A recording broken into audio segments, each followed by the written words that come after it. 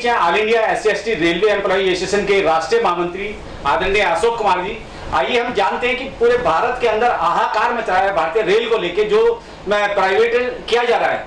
तो सर क्या कहना चाहेंगे इस प्राइवेटाइजेशन को लेके, जो है जो भारतीय रेल प्राइवेट की जा रही है? नमस्कार।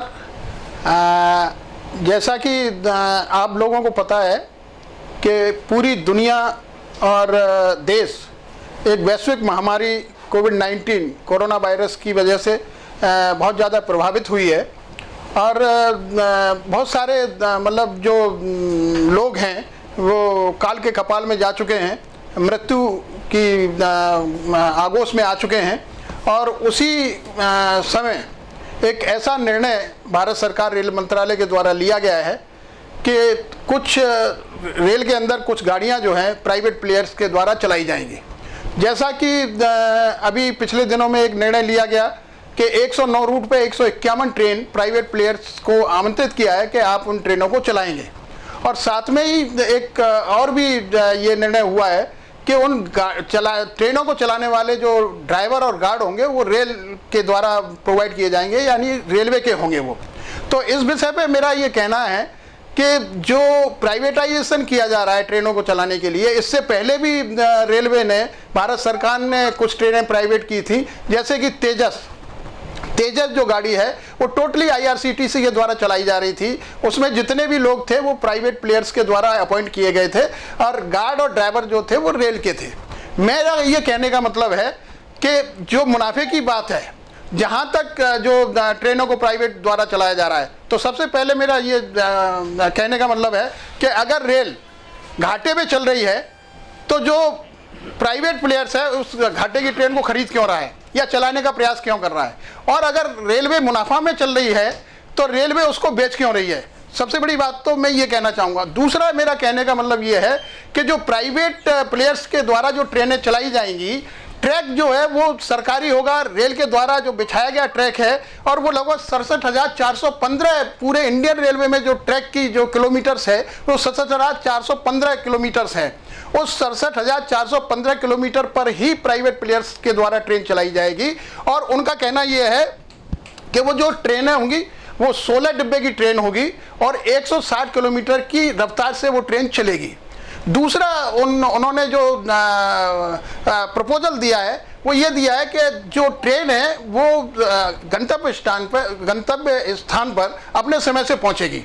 तो मैं ये जानना चाहता हूं कि 160 किलोमीटर की जो रफ्तार है ट्रेन की, अगर जो ट्रैक रेलवे द्वारा बिछाया गया है और रेलवे ने उस ट्रैक का मेंटेनेंस किया हुआ है, जब प्राइवेट प्लेयर उस पर 160 किलोमीटर की रफ्तार से ट्रेन को दौड़ा सकता है, तो रेलवे मंत्रालय या रेल के लोग उस ट्रेन को 160 किलोमीटर की रफ्तार से क्यों नहीं दौड़ा सकते? हम दौड़ा सकते हैं, हम चला सकते हैं, हमने ट्रेनें चलाई हैं और आज तक भी चला रहे हैं। आपने जैसा कि देखा होगा, जब कोरोना वायरस की महामारी पूरे देश और दुनिया में फैली तो कोविड-19 की वजह से जो पूरे देश के अंदर लॉकडाउन हुआ, तो सिर्फ रेलवे के कर्मचारी ऐसे थे जिन्होंने रात दिन ईमानदारी से मेहनत करने के बाद और पूरी अपनी मतलब जान जोखिम में डाल के उन्होंने अपनी जान की परवाह किए हुए, अपने परिवार की जान की परवाह करते हुए मालगाड़ियां चलाईं।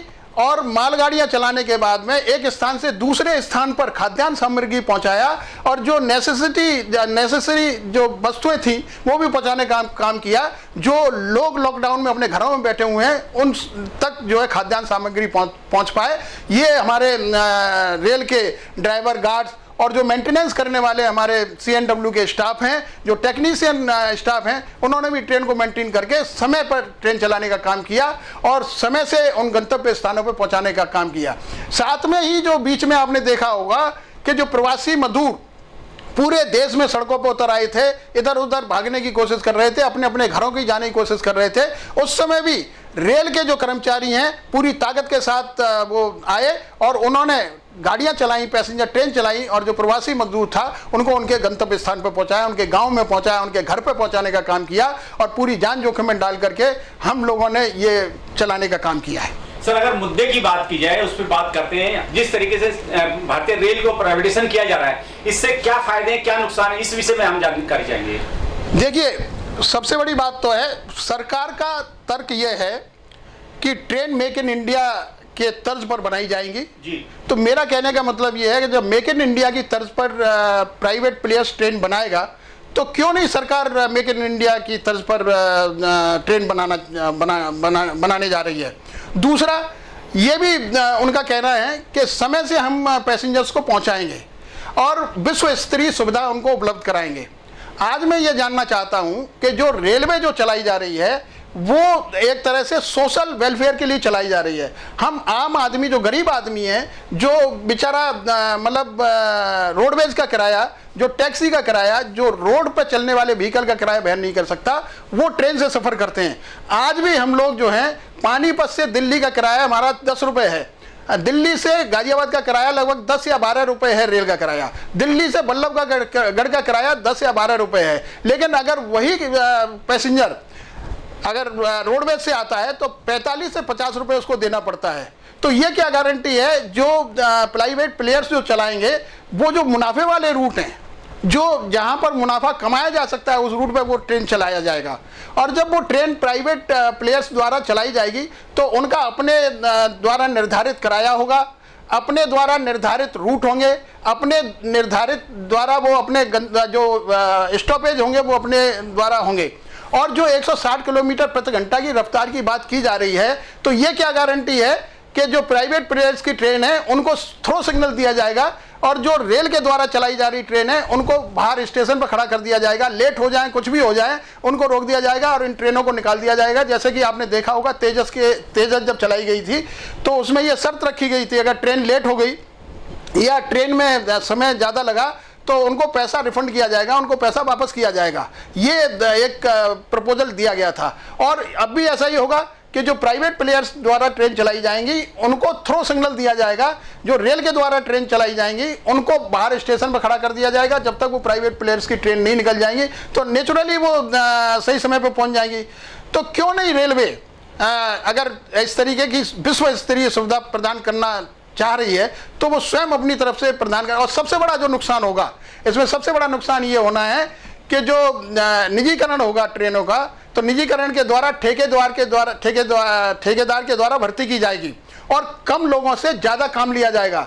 आज आपको मैं बताना चाहता हूँ 1853 में इस रेल का गठन हुआ था। अंग्रेजों के समय से रेल जो है सरकारी उपक्रम है, 1853 से लेके आज तक। अंग्रेजों ने भी इसको प्राइवेट नहीं किया, बीच की सरकारें आए उन्होंने भी प्राइवेट नहीं किया। लेकिन ये क्या, कौन सी मजबूरी आ गई, कौन सी ऐसी स्थिति आ गई कि जो ट्रेनों को प्राइवेट करने जा रहे हैं आप। अगर मुनाफा ही कमाना है, अगर कोई ठेकेदार कोई पैसा कमा के आपको देगा या एडवांस में देगा, तो क्यों नहीं आप इस तरीके का कोई बंदोबस्त करते हैं जिससे कि विश्व स्तरीय सुविधाएं भी प्रदान कर सकें, हम पैसेंजर को उनको गंतव्य स्थान पर समय से पहुंचा सकें उनको, और जो भी सुविधाएं वो देना चाह रहे हैं हम भी वो सुविधा प्रदान कर सकते हैं।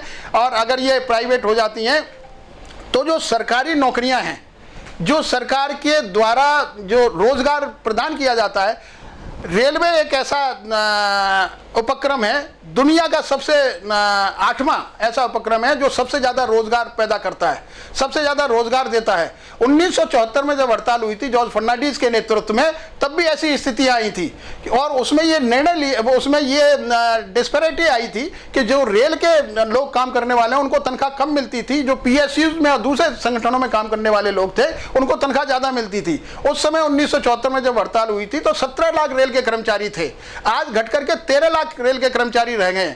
और अभी जो भर्ती होनी थी 2.5-3-4 लाख जो भर्तियां होनी थी वो सारे पद को सरेंडर कर दिया गया है। यानी कि वो सारे पद खत्म करने के बाद में ये ट्रेनें जो है प्राइवेट प्लेयर्स को दे दी जाएंगी। इस पर मेरा कहने का मतलब ये है कि अगर सरकारी तंत्र से निजी तंत्र में कोई संगठन जाता है, सरकारी उपक्रम से निजी उपक्रम में कोई संगठन जाता है, तो उसमें सबसे बड़ा जो नुकसान होगा वो सरकारी नौकरियों का होगा, वो जॉब्स का होगा, वो नौकरियों का होगा। और अगर नौकरियां कम होंगी तो प्रोपोर्शनली अनुसूचित जाति जनजाति का आरक्षण भी खत्म होगा। एक ये साजिश है कि प्राइवेट प्लेयर्स को ट्रेन देने के बाद में प्राइवेट से भर्ती की जाएगी और प्राइवेट से भर्ती करने के बाद में उसमें आरक्षण का कोई प्रावधान नहीं होगा। ये खुलेआम आरक्षण को खत्म करने का प्रोविजन है। प्राइवेट लोग जब भर्ती करेंगे तो उसमें कोई भी रिजर्वेशन नहीं दिया जाएगा, और अगर सरकार भर्ती करती है उसमें 15-7.5% प्रॉपर जो प्रोपोर्शनेट रिजर्वेशन है वो रिजर्वेशन मिलेगा। एक ये साजिश है रिजर्वेशन को खत्म करने की। अशोक जी, आपको रोकते हुए मैं जानना चाहूंगा, अभी जिस तरीके तेजस की बात करें थे उसमें जो प्राइवेटाइजेशन के हिसाब से कर्मचारी रखे गए थे उनको भी तनख्वाह टाइम से नहीं मिली। क्या आपको लगता है कि अभी जो ये ट्रेनें चलाई जाएंगी इनमें जो प्राइवेट लोग रखे जाएंगे क्या उनको भी तनख्वाह टाइम से मिल पाएगी? यस, जो आपने सवाल किया बिल्कुल सही है। जो तेजस ट्रेन चलाई गई थी उसमें बहुत सारे जो तेजस में काम करने वाले जो लोग थे, कर्मचारी थे, उन्होंने कई लोगों ने हम लोगों से संपर्क किया, उनको कई महीने तक तनख्वाह नहीं दी गई, और कई महीने तक तनख्वाह न देने के बावजूद भी उनसे काम लिया गया। एक तरह से ये पुनः मतलब सामंतवादी प्रथा शुरू हो जाएगी, कर्मचारियों का शोषण शुरू हो जाएगा, और जो लोग काम करने वाले हैं उनका खुलेआम शोषण होगा, उनको समय से तनख्वाह नहीं दी जाएगी, और कम पैसे में ज़्यादा काम कराया जाएगा, कम पैसे में ज़्यादा समय में काम कराया जाएगा। तो ये एक नया शोषण का प्रक्रिया शुरू हो रही है। आप खुद SC/ST रेलवे एम्प्लॉय एसोसिएशन के राष्ट्रीय महामंत्री, और देखा जाए तो आपके पास में लाखों लोगों का एक संगठन है, तो क्या आपको नहीं लगता है कि आपको इस निजीकरण के खिलाफ जो है कुछ पहल करनी चाहिए, कुछ आंदोलन करना चाहिए? क्या कहना चाहेंगे इस बारे में? देखिए, सबसे पहले मैं ये कहना चाहता हूँ कि हमारे जो कोविड-19 के समय जो लॉकडाउन हुआ है उसमें जितने भी गार्ड्स एंड ड्राइवर जिन्होंने गुड्स ट्रेन चलाने का प्रयास किया, उन्होंने अपनी जान जोखिम में डाल करके, उनको ये पता है कि हम घर से अपने स्टेशन जाएंगे, स्टेशन से ट्रेन में जाएंगे, ट्रेन से फिर आएंगे वापस फिर घर भी आएंगे, तो हम कोई भी कोरोना कैरी कर सकते हैं, अपने परिवार को भी जोखिम में डालते हुए उन्होंने प्रॉपर रूप से ईमानदारी से, कर्तव्य निष्ठा से अपना काम किया और उन ट्रेनों को गंतव्य स्थान तक पहुंचाया। 37,000 पूरे इंडियन रेलवे में लगभग स्टेशन मास्टर्स हैं जिन्होंने रात दिन 24 आवर्स ड्यूटी करने के बाद में जो ट्रेनें ट्रैक पर चल रही थी समय से उनको आदान प्रदान करने का काम किया है। और जो आप सवाल कर रहे हैं कि इसमें हमारा क्या योगदान रहेगा, हम ये कहना चाहते हैं कि all India SC/ST railway employee association किसी भी ऐसे संगठन का समर्थन करेगी, किसी भी ऐसी ट्रेड यूनियन का या फेडरेशन का समर्थन करेगी जो सरकार के जो सरकारी नौकरियों को बचाने का काम करेगा, जो रेल को बचाने का काम करेगा, क्योंकि अगर रेल खत्म हो जाएगी तो नेचुरली के आरक्षण खत्म होने की स्थिति आ जाएगी। आज ही गोपाल मिश्रा जी का पेपर में स्टेटमेंट आया कि सरकार के खिलाफ हम लोग खड़े हुए, तो क्या उस संगठन के साथ आप जाएंगे? देखिए, हम आपको एक चीज बताई देना चाहते हैं, जो वर्तमान में स्थिति पैदा हो रही है, जो वर्तमान में क्या नाम है जिस तरीके का काम किया जा रहा है कि 109 रूट पे 151 ट्रेन प्राइवेट प्लेयर द्वारा चलाएगी। प्राइवेट प्लेयर्स अगर उस ट्रेन को चलाएगा तो वो भर्ती अपनी करेगा तो उसमें आरक्षण का कोई प्रावधान नहीं होगा। जब आरक्षण का प्रावधान नहीं होगा तो एक तरह से आरक्षण खत्म हो जाएगा। आरक्षण खत्म हो जाएगा तो ये अनुसूचित जाति जनजाति के लिए एक बहुत बड़ा दुर्भाग्य होगा कि जो बाबा साहब डॉक्टर भीमराव अंबेडकर ने इतनी कड़ी मेहनत के साथ में जो पूना पैक्ट किया उसमें यही निर्णय हुआ था कि जो सरकारी तंत्र है, जो सरकारी उपक्रम है, जो सरकारी नौकरियां हैं, उनमें प्रोपोर्शनेटली अनुसूचित जाति जनजाति को आरक्षण का प्रावधान किया था। और हम उस संगठन के साथ कंधे से कंधा मिला करके काम करेंगे। हम उस संगठन के साथ कंधे से कंधा मिला करके समर्थन करेंगे जो रेल को बचाने का काम करेगा और जो रेल के निजीकरण को खत्म करने का या रेल के निजीकरण को बंद करने का काम करेगा। All India SC/ST railway employee association ऐसे सभी फेडरेशन को, मेरी माननीय शिवगोपाल मिश्रा जी से बात हुई है, मैंने माननीय शिवगोपाल मिश्रा जी को भी ये कहा है कि मिश्रा जी 1974 की बात याद करो, जब जॉर्ज फर्नांडीज ने हड़ताल की थी तब उस समय भी ऐसी परिस्थिति आई थी, उस समय भी ऐसी स्थिति आई थी। आप आगे चलिएगा, all India SC/ST railway employee association, Raghuvaiah साहब हों, आपके मिश्रा जी हों या कोई भी हों, फेडरेशन के लोग हों, हम उनका साथ देंगे, क्योंकि ये एक रेल को बचाने की बात है। रेल बचेगी तभी हमारा आरक्षण बचेगा, रेल बचेगी, नौकरियां बचेंगी तो हमारा आरक्षण बचेगा। सर, जिस तरीके से कोविड यहाँ आया और महामारी फैली तो all India SC/ST railway employee association ने सबसे पहले सरकार की मदद करने का काम किया, 1 दिन की तनख्वाह दी। उसके बावजूद जो सरकार ने एक कुठाराघात किया कि महंगाई भत्ते वगैरह बिगड़ पूछे बिगड़ मीटिंग के काट दिया गया आपसे, तो इस संदर्भ में क्या कहना चाहेंगे? देखिए, ये तो दुर्भाग्यपूर्ण बात है कि जब ये कोविड-19 वैश्विक महामारी घोषित किया गया तो जिस तरीके से कोई भी आपदा आती है या कोई भी बाढ़ हो या भूकंप हो या युद्ध हो, ऐसी स्थिति में सरकारी कर्मचारी सबसे आगे आके खड़े होते हैं। उसी क्रम में all India SC/ST railway employee association की केंद्रीय कार्यकारिणी ने एक निर्णय लिया कि जो अनुसूचित जाति जनजाति के जितने भी रेल में कर्मचारी हैं उनकी एक दिन का वेतन सैलरी से काट करके प्रधानमंत्री राहत कोष में पहुंचा दिया जाए। ये बात हमारी रेल मंत्रालय ने मानी और रेल मंत्रालय ने मानने के बाद में जितने भी अनुसूचित जाति जनजाति के कर्मचारी थे और जो अन्य सामान्य वर्ग के कर्मचारी थे सभी की एक दिन की तनख्वाह काट करके प्रधानमंत्री राहत कोष में कोरोना कोविड-19 के खिलाफ लड़ने के लिए उसमें जमा करने का हम लोगों ने काम किया। साथ में ही उसी समय सरकार के द्वारा निर्णय लिया गया कि जो डीए मतलब इंक्रीज होना था केंद्रीय कर्मचारियों का और 18 महीने का डीए उन्होंने बिल्कुल फ्रीज कर दिया। उससे बहुत बड़ा नुकसान सरकारी कर्मचारी को आगे आने वाले जो उनकी सर्विस है, जो उनकी ग्रेच्युटी है या जो अन्य भत्ते हैं उन पर उसका असर पड़ा है। तो ये एक सरकार का मतलब गलत निर्णय था। इस निर्णय पर पुनर्विचार करना चाहिए और जो डीए फ्रीज किया गया है उसको रिलीज किया जाना चाहिए और खास करके उस डीए को तो उनको इमीडिएट रिलीज कर देना चाहिए। जो डीए ऑलरेडी सरकारी कर्मचारी उस चीज़ को मतलब भोग चुके हैं। 6 महीने का जो किस्त आनी थी उस किस्त को तो इन्हें इमीडिएट रिलीज कर देना चाहिए, जबकि इन्होंने पूरा 18 महीने के लिए जितने भी भत्ते थे सब बंद कर दिए। ये सरकार की मंशा ठीक नहीं है। इस पुनः विचार किया जाना चाहिए और जो डीए फ्रीज किया गया था उसको वापस कर्मचारियों को मिलना चाहिए। सर, जब भी मीटिंग होती है ट्रेड यूनियन की, आप लोगों की मीटिंग होती है, तो जो रेल मंत्री बार बार यही कहते हैं कि हम कोई प्राइवेटाइजेशन नहीं ला रहे, हम कोई प्राइवेटाइजेशन नहीं ला रहे। तो सर, ये जो अभी मसला चल रहा है क्या है? क्या मतलब वो झूठ बोलते हैं? देखिए, मैं ये नहीं कह रहा कि झूठ बोलते हैं। मैं ये कह रहा हूं कि जो आपने मुझसे सवाल किया था 109 रूट पे 151 ट्रेन चलाई जाएंगे जी, ये वो ट्रेनें हैं कि जो प्राइवेट प्लेयर्स के द्वारा जो वर्तमान में जो ट्रेन चल रही है, वर्तमान में जो ट्रेन का संचालन हो रहा है। मैंने जैसा कहा कि क्या नाम है, जो ट्रेन आज की डेट में ऑपरेशन में, इसके अलावा 151 ट्रेन जो है अलग अलग रूट पे, जैसे एग्जाम्पल पे दिल्ली हावड़ा, दिल्ली पुरी और दिल्ली चेन्नई, दिल्ली मुंबई, इस रूट पे वो ट्रेन जो है नई प्राइवेट प्लेयर द्वारा तैयार की जाएगी जिसमें ड्राइवर और गार्ड रेल का होगा। इस विषय में भी मेरा मतलब विरोध है। ड्राइवर और गार्ड रेल का क्यों होगा?